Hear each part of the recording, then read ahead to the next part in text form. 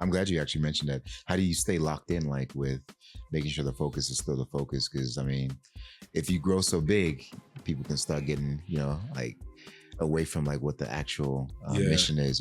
I think for us, the way we keep the focus is just the fact that the market, we're just aware that there's just so many conferences and so many different community organizations or just so many different whatevers. Right. And I think for us, it's just like we got to stick to what people want from us. Again, it's just like user, I keep talking about this because I'm a product manager, but I'm just like the user sentiment. If the user is telling me this, the user is going to be the person that's going to drive the revenue, whether it's from the partners or whether it's from the B2C side or whether in our case, maybe even the B2G side or on the government side. So if the users are telling you this, stick to what's working. Gotcha. And ultimately from there, then you can kind of expand out.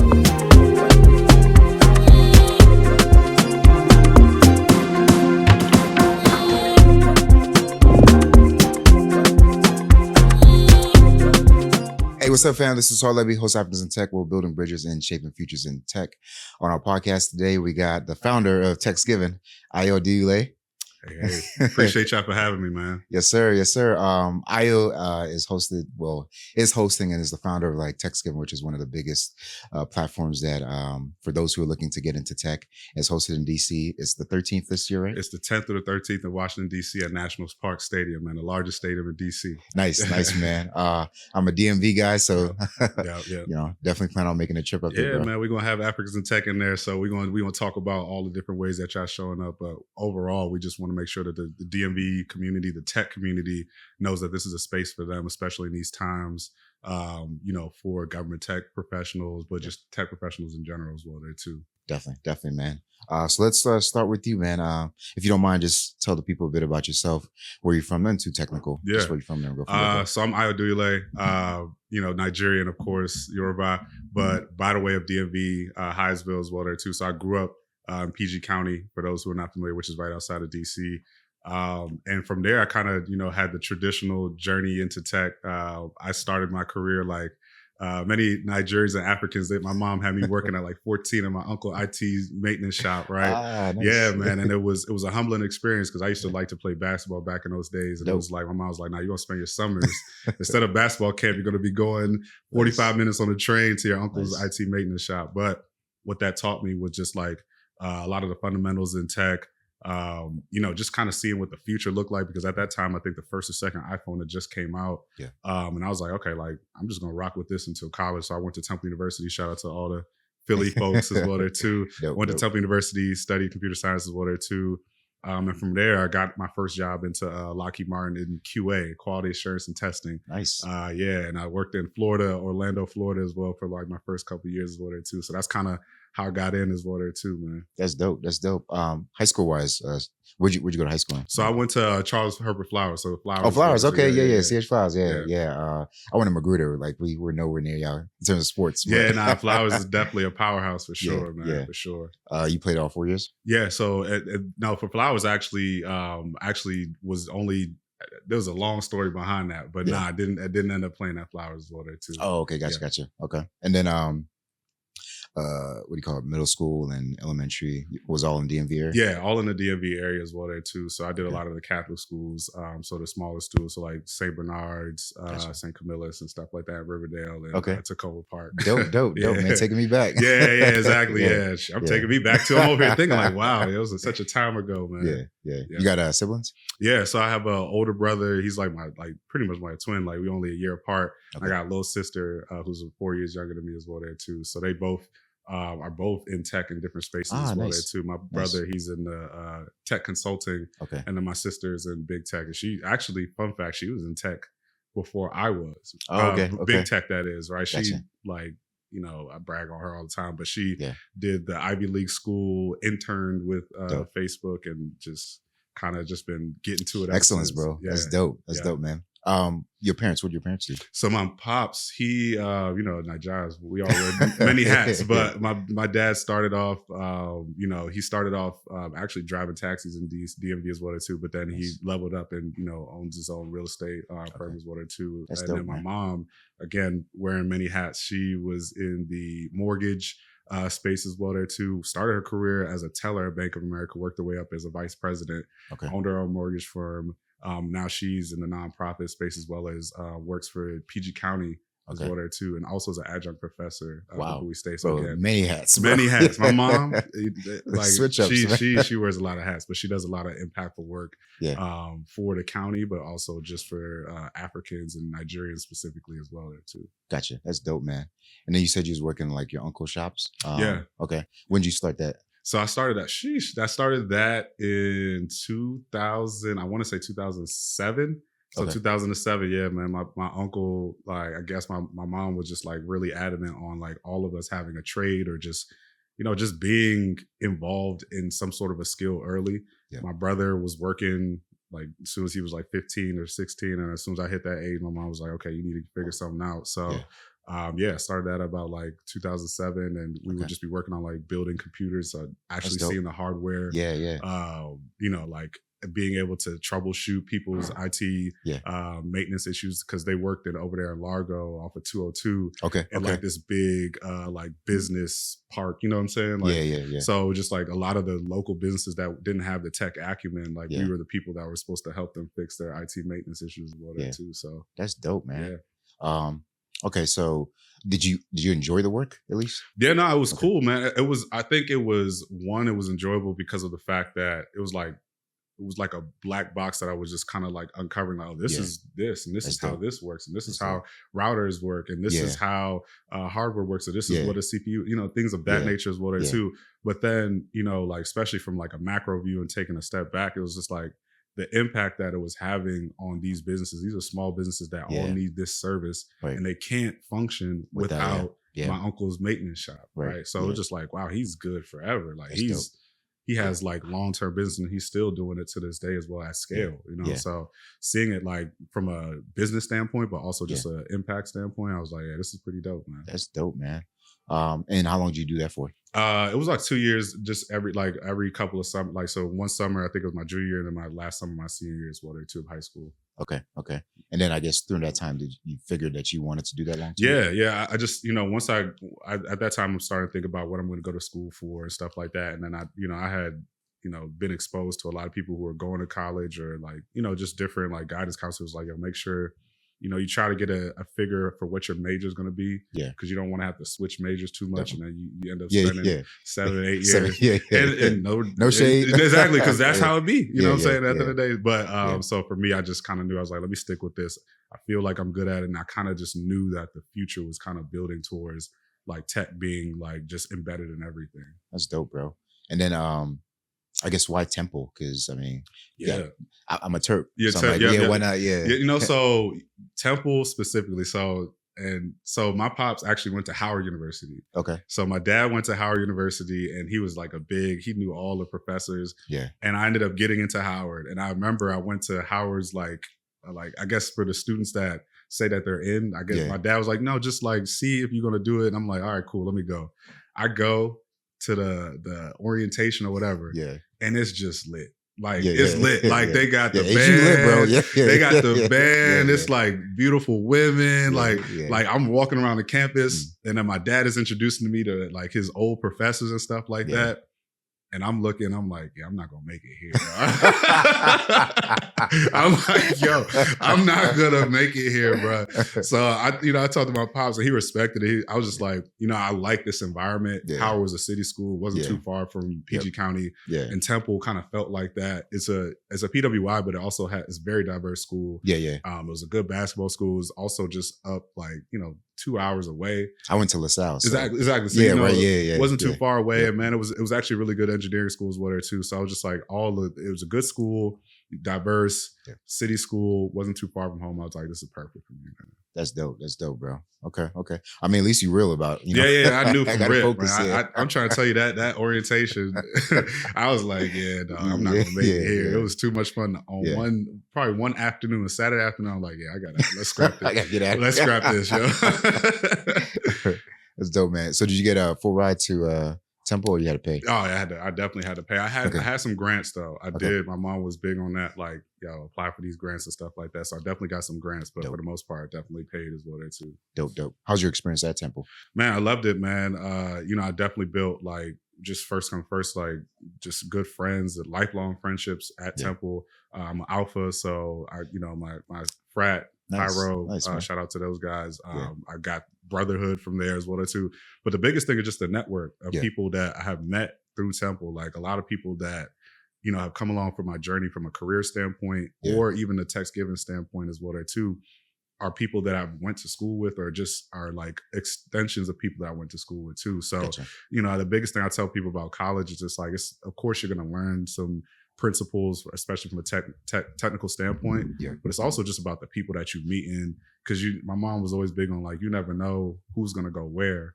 So you just always want to treat people well and build relationships, long lasting relationships with that too. And that's the one thing I'm big on, man, just making sure I stay connected with people that are good people. And a lot of my people that I went to school with at Temple are going on to do phenomenal things and have helped me in my career and Techsgiving as well too. That's dope, bro. You mentioned frat. If we can just segue a little bit, because I think, especially in the African community, there's like this misnomer of like frats being like a bad thing. Can you talk about that, like your experience? So for me, I understand that, right? Because I think like I grew up in a household that was very, very rooted in the church. So Pentecostal, went to Catholic school, pretty much my good chunk of my life.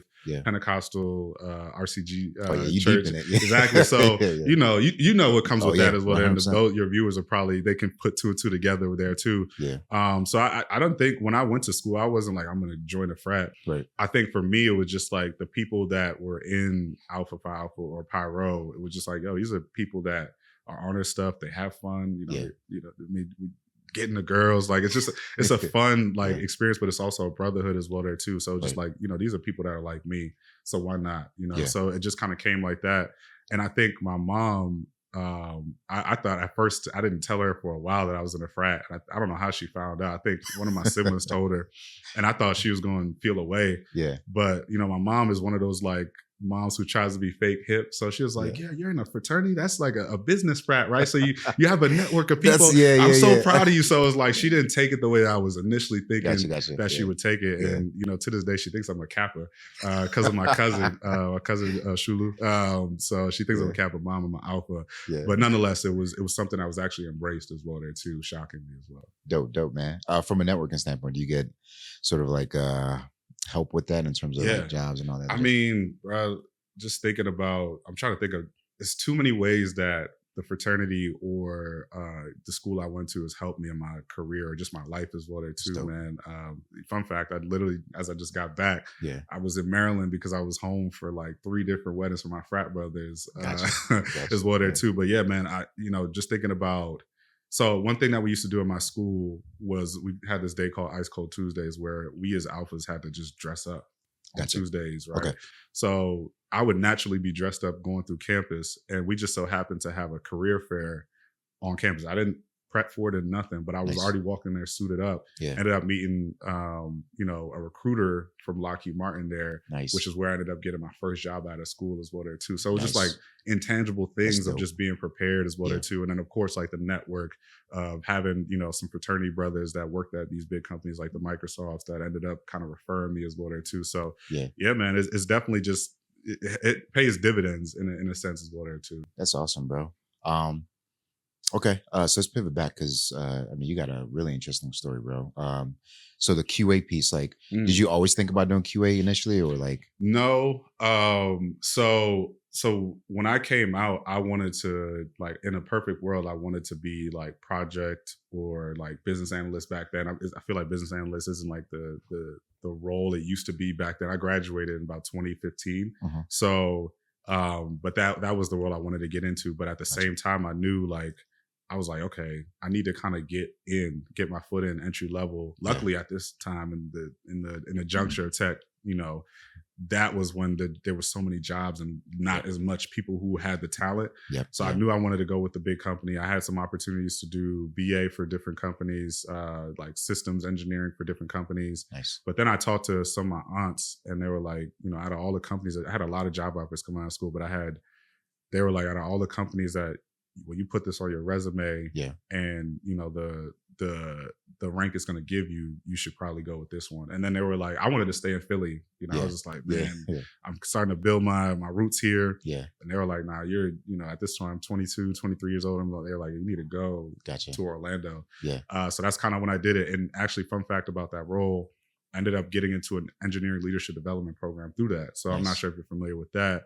But essentially with the engineering leadership development program, it's like a 3-year rotational program for early career talent to fast track them to leadership. So I got to do QA for first year.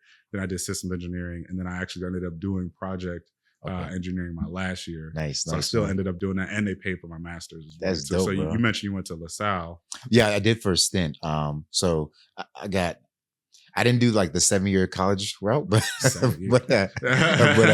I went to Wesley for my first year, and then I transferred immediately out to LaSalle. And then after that, I ended up at University of Maryland. I finished out at UMD. Yeah, I love UMD. I got so many family, cousins, just friends. My co-founder Femi is a University of Maryland alumni as well there too. We have a partnership with the University of Maryland with Techsgiving. So we're like this. I was just on their campus like 3 weeks ago for their break in the tech day. So I always show love to the Terps. But yeah, man, that engineering leadership development program, they paid for my master's as well there too at Drexel University. So it all kind of came back around. Nice, man. So you PA all out, bro. Yeah, it was at that point was virtual, but yeah, man, it was like I knew what Drexel was about. Just like this is Drexel's really good engineering school too. Gotcha. So did you have like a roadmap in terms of like what did you want to end up being? Because I know you said initially like BA, but then you're like, all right, I started looking at other sort of like opportunities. Did you have like an end goal of like what you want to be? Yeah, so for me, I knew I wanted to be PM. So product, so at this time, product management started to float around. Gotcha. And I was like, okay, like this seems cool. Or project management as well there too. So I knew I wanted to be kind of like that senior level product or project management as well there too. Gotcha. What's your experience like being in big tech, bro? Yeah, I have ran my race with a lot of the big tech companies, the Microsofts, Facebook's, Meta, so on and so forth. List goes on as well there too. So when I finished my stint at Lockheed Martin, I actually ended up starting at Meta as well there too. At the time it was Facebook. Nice. And it was like night and day. If anybody's worked at GovTech and gone to like big tech, especially a company like Facebook, it just felt like a college campus. I was on Menlo Park in California, so felt like very college campus like, but it was like with the smartest people in the world. Dope. I was working on Oculus at the time, so that was the precursor to Meta. Nice. So I was working on VR, working on Oculus TV. It was right before the pandemic as well too. So I loved it, man. It was a great experience. It was just so far from home, and also the cost of living was crazy as well there too, and just the diversity or lack thereof out there was a little bit tricky to navigate. But that was definitely a great experience, like working with those companies and just meeting some like really sharp people that have gone on to, again, do dope things with their lives as well too. One thing I'm big on is just staying connected with people in their journey. Because I'm just always remember what my mom says, like, you just never know where this person's going to go. 100%. You know what I'm saying? So it's just like, just staying lockstep with people and their journeys and supporting them. And because these be the same people that pour into me. Exactly. Or pour into Techsgiving. Yep. Yeah. No, same exact thing from my end. Like getting into tech, the guy that's going to be on the podcast later today, Yanu, he got me into tech, and it was just through an internship. He was just like, hey, bro, learn like MapReduce, I think Hadoop at the time, and a few other like concepts. And I was like, all right, cool. And I didn't really know like it was setting me up for like the foundation I got now. Yeah. And now I'm doing really well because of some of those early things that I focused on. That's the building blocks right there. Yeah. Man. And now I'm interviewing him, Yeah. It's full circle, right? Again, staying lockstep with people who poured into you, man. Yeah. So talk about like the lack of diversity a bit. How'd you navigate that in Menlo, bro? Yeah, no, I mean, so for me, I think it's we all know this at this point, right? There was definitely a lack of diversity. It still is a lack of diversity in the tech space, but being in the Bay, Silicon Valley, like you see all the TV shows and you hear all the hype about it. Yeah. And it was cool because it's like, wow, like you're driving up whatever that highway is and you're just seeing all these big companies like, up, on the highway or whatever. And it's like, wow, this is really dope. Yeah. But at the same time, it's like you go around these campuses and you're seeing a lot of people that just don't look like you. Yeah. And that went to these, these Stanfords and Yeah. UCal and so on and so forth. And it's like, dang, like I'm in a blessed position to be here because I'm one of few that looks like me that's here. Yeah. But at the same time, it's like, I don't think I ever feel imposter syndrome, or at least a deep version of it, because I just have that sense of confidence that I'm here for a reason, and I know that God put me here for a purpose.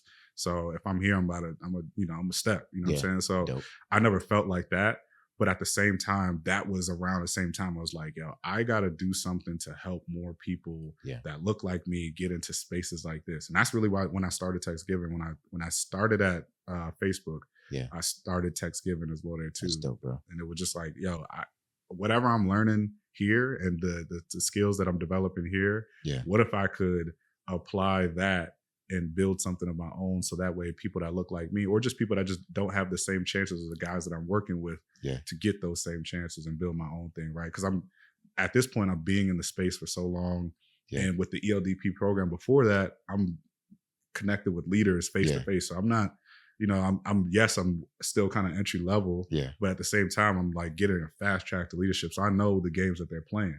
So I'm taking that and I'm like, okay, this is how I can apply this, and this is how we can scale this out, and this is how it can help a lot of people that look like me. Yeah, that's dope, man. In terms of like the name Techsgiving, where did that come from? So Techsgiving, it's all a blur now, but the root of it is really my birthday always falls around Thanksgiving. Birthday is November 24th. So it's either on Thanksgiving, the day after, the day before, Thanksgiving rotates. So I was like, yo, again, I was at this point where I'm like, okay, I'm doing well in my career. A lot of people are hitting me up. How did I get here? So on and so forth. What can I do to kind of help out? So it's kind of like, all right, Thanksgiving, your birthday, pay it forward, Techsgiving as well there too. And that was really just what kind of came about it. So it was rooted in just like, yo, let me just help out. This is like my birthday gift to folks, but also at the same time, it's like my career has even scaled even more since starting it, right? It's like, in my head, I'm helping people, but at the same time, they're helping me. And that's really the essence of Techsgiving. It's like, yo, everybody lifting as they climb. Like, what if everybody was really each other's crutches in a sense to kind of keep climbing the ranks as well there too. That's dope, man. And then you said you're co-founder Femi, right? Yeah, one of my co-founders, Femi, as well there too. So he's based in the DMV as well there too, or from the DMV. He went to UMD, and he's of course Nigerian. Gotcha. Okay, dope, man. In terms of like the vision initially when you were looking at what Techsgiving could be, talk about that, because I mean, right now you guys are doing amazing things, bro. Is that something where you? Nah. And it's so funny. We were doing like this. The fact that we were doing, it was maybe sometime around last year. We were doing some like team boat day, and it was like maybe 20 of us, and it was just like we on a boat. It's crazy, paid for by us. We got our team on a boat, and I remember Femi. We were just sitting on the boat, and he's like, "Bro, like, can you imagine? Like, mind you, we like on the boat at this time." We had done Audi Field Stadium, which is where the DC United team plays at as a conference. And we're like floating past that stadium. He's like, bro, can you believe that we here? And I'm like, nah, bro. So to answer your question, the original vision was really like a way for DMV professionals to kind of network amongst each other. We had it at, I want to say Audi's Rooftop, the first ever Techsgiving. It was just a networking day. The Thursday before Thanksgiving, we network. The bar proceeds all go towards tech supplies for DC or DMV based youth as well there too. So we ended up giving those tech supplies to DC high schools, including Duyile, which is Femi's old high school. So, shout out Duyile. So that's really the original vision, was just like, yo, networking event. All the proceeds go towards the students in the DMV. And then people were just like, yo, this is a nice little vibe we got going here. But then I'm also meeting people who are helping me in my career. And it was just like, okay, we just started. It's just like, software, right? It's just like product management where you're thinking about what the users are telling you this. Well, I can roadmap this out and be like, all right, this is what the user experience is, or this is what the user feedback is. Okay, now we're going to build this thing because we know that you guys wanted it as well there too. That's dope, man. So after, I guess, the rooftop setup, when did you start seeing like, okay, we gotta like start It was scaling quick? it was the pandemic, man. We Gotcha. started doing this thing called Tech Talk Tuesdays virtually. So again, it started off, mind you, so you're seeing like the building block. So it started off with just a mixer where we had like a 1 day of experiential learning for students. Yeah. Now we're doing these, I want to say like bi-weekly Tech Talk Tuesdays where we're having like some top tier like founders on there. So shout out to Genesis Bonds because she really was the precursor for that. Nice. So she was hosting these on Instagram Live because we couldn't do nothing, but it was going so well. We had Ryan Wilson, who was the founder of the Gathering Spot, as one of the guests. Yeah. We had who else do we have? Siege Vega. So has like a very cool interactive design company that he's built out and scaled it out as well there too. He did a design for Jay-Z's exhibit in New York. Okay. And just great people. And it was just like, we're just like this little brand, right? For people who are doing dope stuff. Yeah. But after that, it was just like, okay, like we're getting more feedback and they're like, well, we need to have a place where we can really get these technical skills. Yeah. And that's when it was like, okay, let's get the conference going where we can provide people with like super tangible takeaways that they can kind of get ways to kind of level up their career. Because in 2020, it was like a big demand where people were the barrier to entry for tech jobs was lower. Yeah. Didn't necessarily have to have a 4-year degree. You could get a certification. Some people were just pivoting just off the muscle YouTube University. And it was like, okay, let's provide these ways, these entry points to get in as well there too. And that's why we built the virtual conference there. Bro, that's dope, man. Let's talk, I guess, a bit about scaling as well when it comes to the team. When did you decide, all right, man, I need some help, bro? I think I decided, well, it was just like, I wouldn't say it was scaling, but it was just like a lot of people were kind of gravitating towards seeing what we were doing. And that's the indicator that you got something good going when it's like a lot of people reaching out like, yo, I just want to be involved. And it was just like, what you want to do? And it's just like, all right, I want to do this thing. And that's kind of how the Tech Talk Tuesdays came about. Like, it definitely wasn't any of the co-founders' idea. It was just like something natural that came about. But I think when we were like, we got to scale this, I think it was 2023 when I was just like, we got to start putting some infrastructure into place. Because I think once we were having the virtual conference for the first 2 years. So 2020 and 2021 were first purely virtual. 2022, we did a hybrid where we had 1 day virtual and the next day at the Gathering Spot in Washington, D.C. And I was like, okay, I see how this is kind of working. I'm like, 2023, I'm like, let's just scale this out. Because I feel like what DMV has something to say specifically. Of course, we want everybody to come through for the conference. So it's not just a DMV conference, but I'm like, DMV has something to say when it comes to the tech ecosystem. And I was like, well, we're going to do this at Audi Field Stadium. I'm going to need a team. I'm going to need some people to get some sponsors. I'm going to need, top tier speakers. I'm going to need all these different things. And then on the midst of that, we're still having these events throughout the year. We're building out our workforce development arm as well there too. And that's when I was like, okay, we got to start getting like more people that are smarter than me to kind of drop the dominoes in place essentially. Nice, man. You are affirming what we're doing by saying that, bro, because we're kind of like at that early phase where people are now starting to reach out like, we'd love to be on a pod. How can I get involved? Things like that. So that's how you're doing something right. That's the key. I love that, bro. Once you get the inbound of like, yo, y'all doing something, or just like people are trying to work with you for free, or just trying to like, yo, I don't know how it can work with you, and like, just let me be a part. That's when you're on to something. Dope. I love that, man. So thank you for that. No, that's when you're on to something. Thank you, bro. All right. And then team wise, like, because that's another piece, like selecting the right folks. Like, let's talk about that. How did you like figure out that is trial and error for sure, right? Like but I think we've had a lot more success, which is why we've been able to be sustainable and scalable.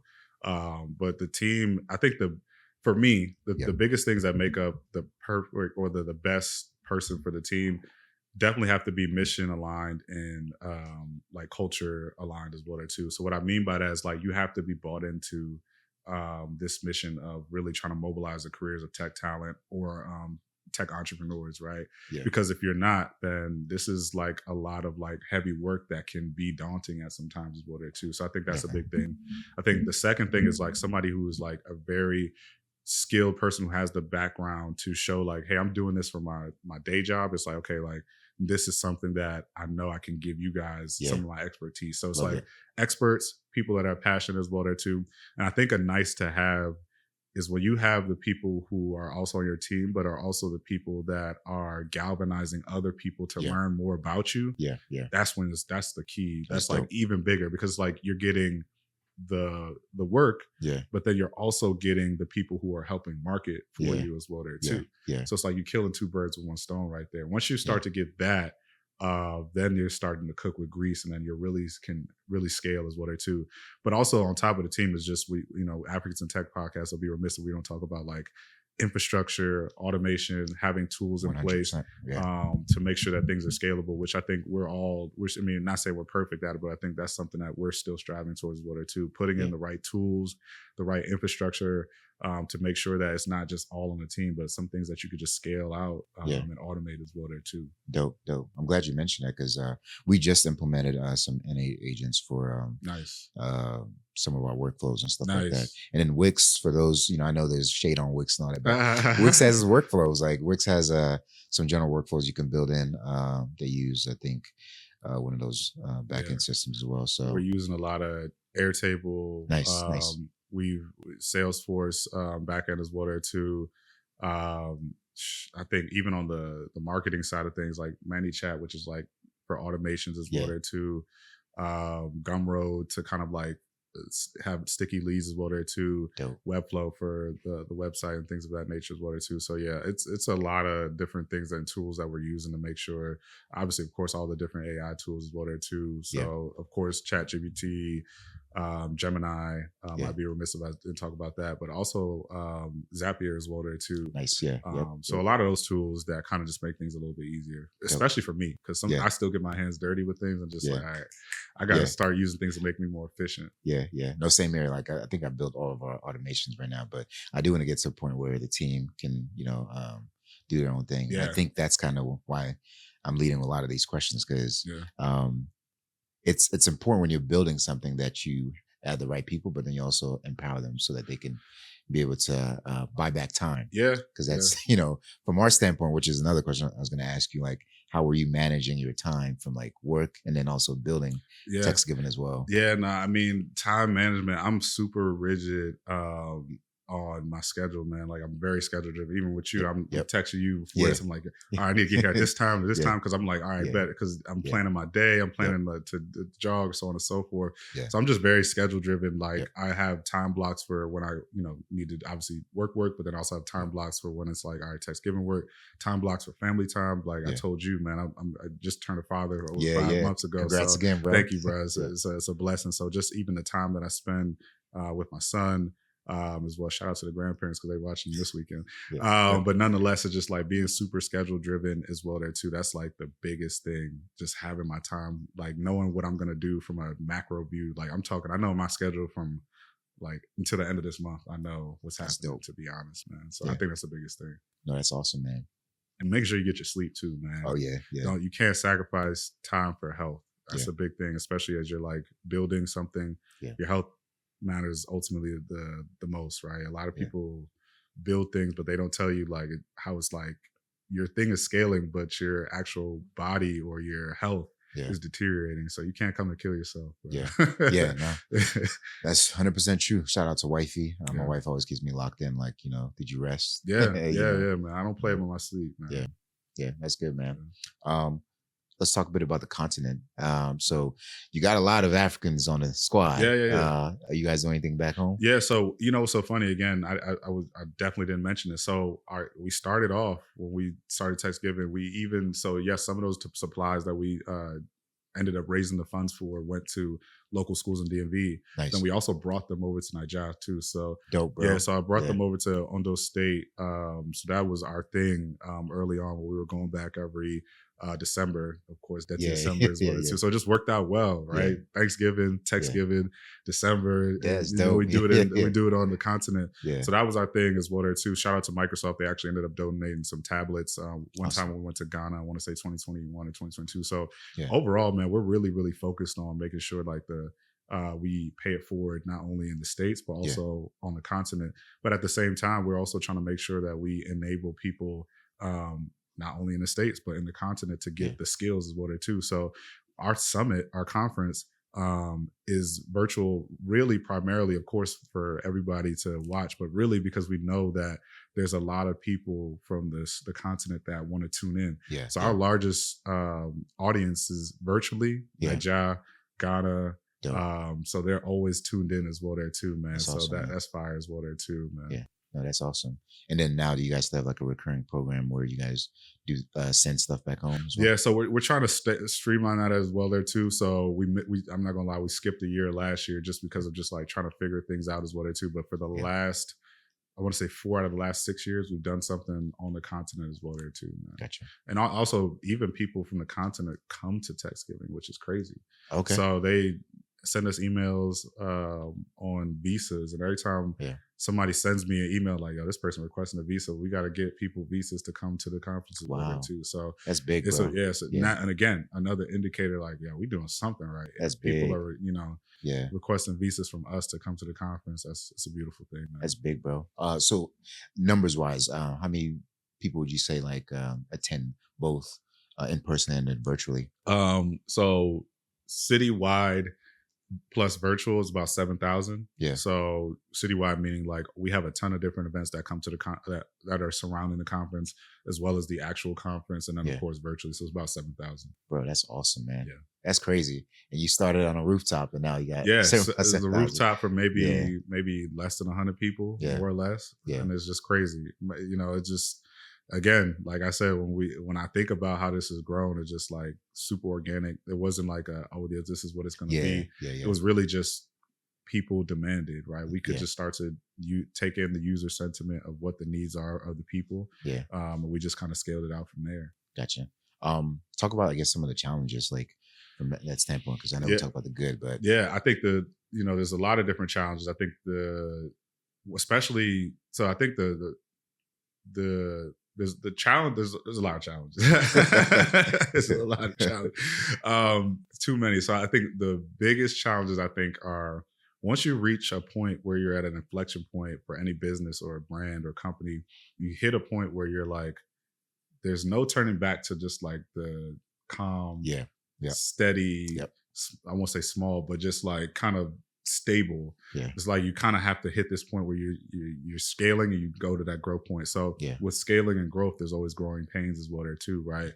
So I think it's just like the infrastructure is a big piece of it as well there too, like making sure that you have infrastructure in place from a technical standpoint, where you can do things at scale, where you have, for example, like we'll have hundreds of people that are emailing us, and it's like, well, dang, you got to have infrastructure in place to make sure that either there's automations where you can respond to these people, or that you can have somebody who's like that person who's actually dedicated to the emails as well there too, right?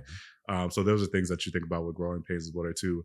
I think another pain point, so we didn't talk too much about it, but the workforce development program that we have, which is really kind of like our big, like now fundamental piece of Techsgiving, where essentially what we do is we work with different municipalities and cities, like the city of Atlanta. So last year we worked with the city to upskill over 100 residents and provide them with certifications, and that played into a crazy impact for the city on the long run. I got to check the stats, and I don't want to say the wrong numbers.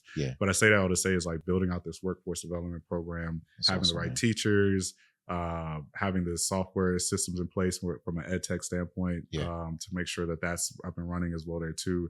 I think it's just a lot of systems that get, once you start to reach a scale or you're doing things for hundreds to thousands of people, it's like, okay, you got to have the infrastructure and the team in place for that as well. No, that's dope, bro. I mean, you guys are impacting now like multi-cities, and I think, well, I say you're intercontinental now because you guys are doing things back home, not only in Nigeria but also in Ghana. My hope is that other countries sort of start buying in, and you guys continue to grow, bro. So that's what we need to do. I think the future is on the continent, man. I mean, 100. Honestly, it's not even the future; it's really happening now. We talk about just the growth of the youth.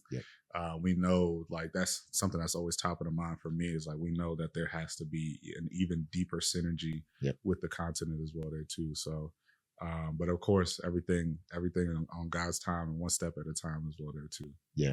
So what's like the next 5 years look like for Techsgiving? What do you think?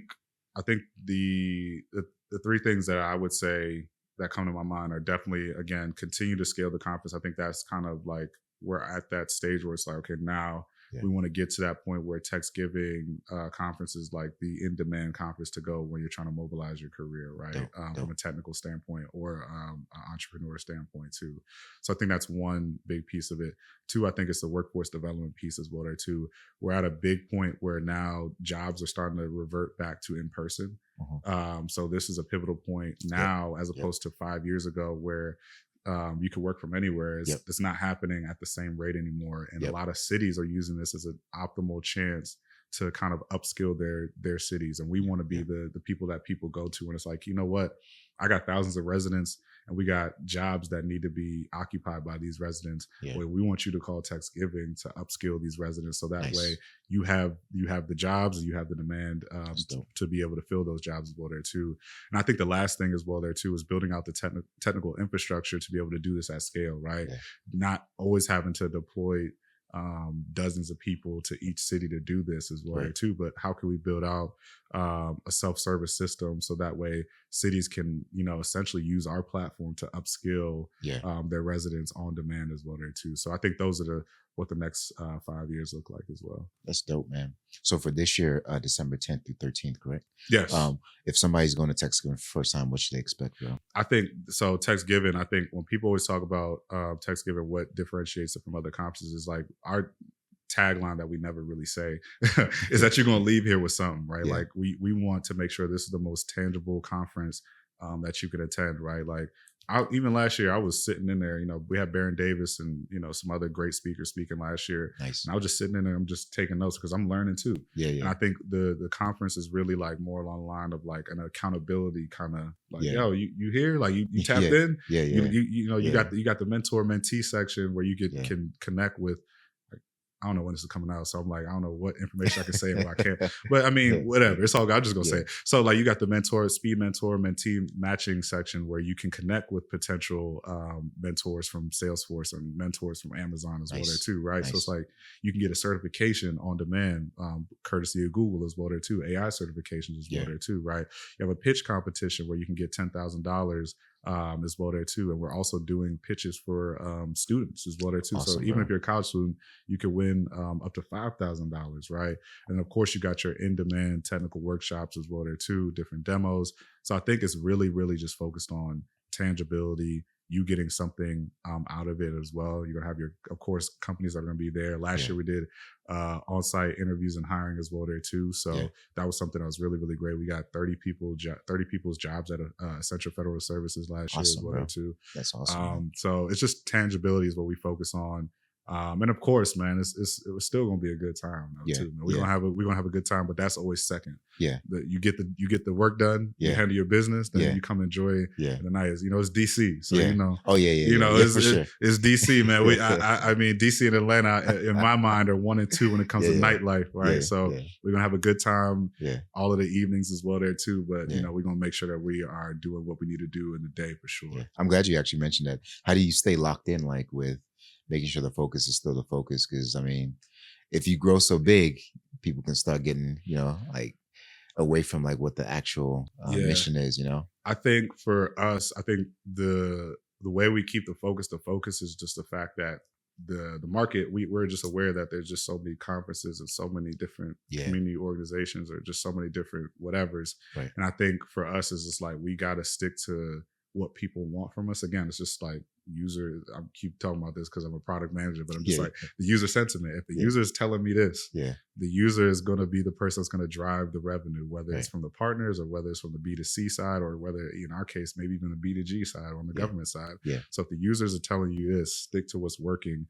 And ultimately from there, then you can kind of expand out, right? I think a lot of the mistakes that people make is that they see something that's working for somebody else. And they're like, well, I'm just going to do exactly what they did. And it's like, well, that works for their market because they've established a trust and relatability with that market, but you have not. And now you're trying to shift into that. And it's like, well, now things are just not disconnected as well there too. So for us, we just make sure that we stick to what the users want. And we know what our users want because we actually touch the people. And I think that's another thing that separates our conference. Like, it's not a lot of conferences where you don't see the founders that are just sitting in on sessions. Not on no VIP. I'm sitting in the back Yeah. Like I'm behind, there's people in front of me. I'm watching Barry Davis. I'm in the very back, sitting down, right? So it's like we just sitting in there, like just like y'all, because we are just like y'all. We're still trying to grow our career. Love that, bro.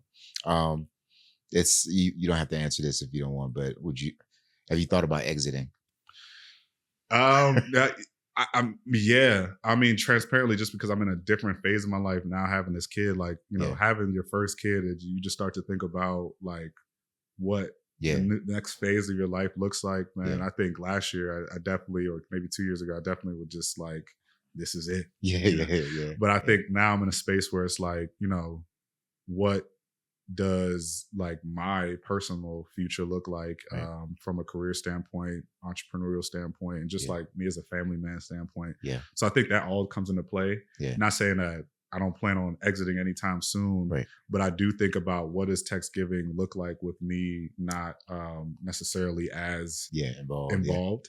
And I think the goal for any person who's in a business is like, you should be able to build a business to the point where you can hand it over to somebody and that or hand it over to somebody or some people, and that this thing can run at the same rate, if not better. Exactly. So really, it's not necessarily that I'm thinking about exiting, but it's more so just thinking about how do I get the business to a point where it's at a point where it's self-sustaining or even continue to scale. So I think I'm more so in that space. Dope, man. Yeah, we were talking about this, you know, off camera, but them soccer days, they come by fast, bro. Yeah, exactly. Right. And it's just like, you know, it's a Saturday. I don't know when this is gonna come out, but today's a Saturday, and it's just like, you know, my son is with his grandparents, but like I think about like, this ain't gonna be my Saturdays no more, you know? Because I'm thinking about me when I was a kid. Like my Saturdays, we were doing all types of activity. We did every sport, man. Basketball, baseball, soccer, track. My sister was ballet, like, and my parents was there for all of that. So it's just like, and I definitely,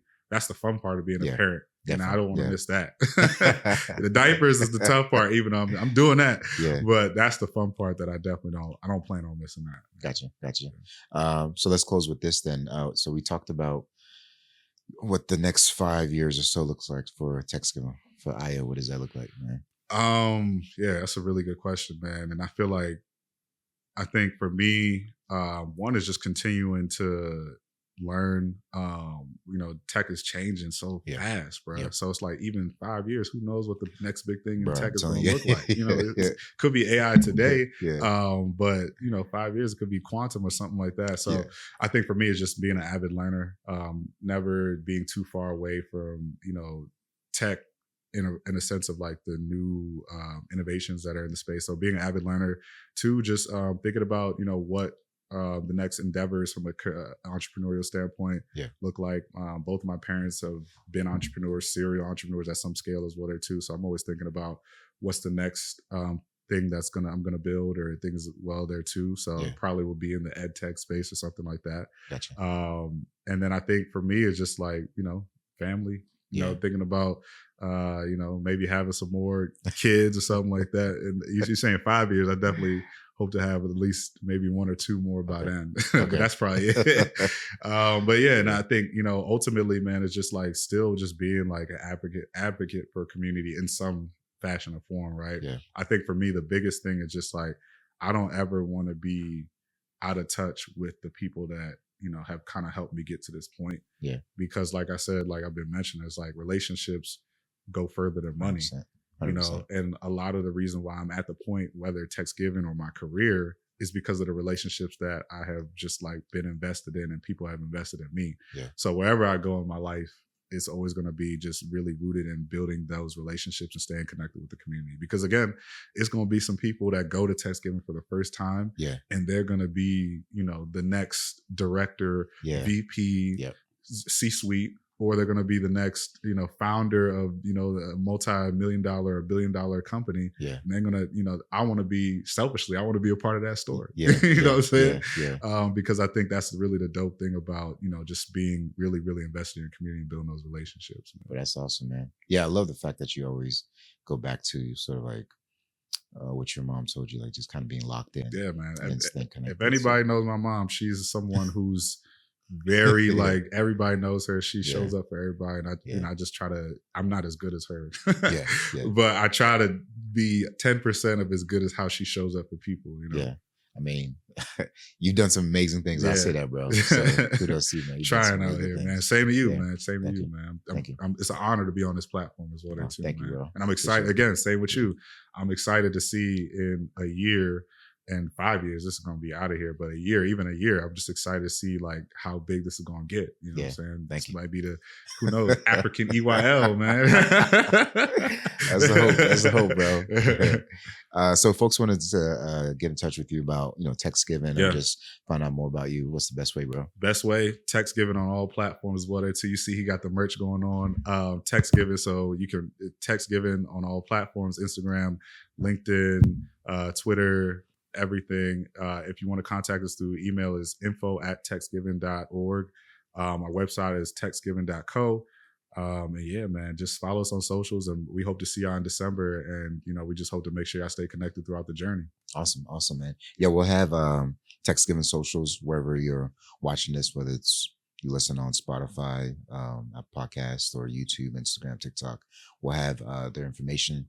And then we'll also be passing out the flyer as it comes through, man. So we're hoping to drop the pod right around this time as well, man. So perfect, man. Yeah, bro. Well, Ayo, thank you so much, man. Definitely appreciate it, man. Appreciate the hospitality, man. Yes, sir. Best setup for a podcast that I've ever been on. This is A1. I'm gonna shout y'all out. Shout out to the whole production team too. Thank you, fam. All right, fam. So stay locked in. We're doing the whiteboard as well. Let's do it. All right. So we're gonna have Ayo's whiteboard for those who want to check that out. It'll be on a separate episode where I don't know what we'll discuss, but definitely tune in for that. If you have any questions, feel free to hit us up at africansintechnology@gmail.com. Again, it's africansintechnology@gmail.com. My name is Sar Levy. This is Africans in Tech, where we're building bridges and shaping futures in tech. All right, fam. Hey, what up, fam? This is Sar Levy, host of Africans in Tech, where we're building bridges and shaping futures in tech. Just a quick reminder for those who've not yet subscribed to our YouTube channel, hit that subscribe button. You can catch all of our content, including our whiteboard sessions, where you'll find our full-length videos on our channel. And hit that notification bell, fam. All right?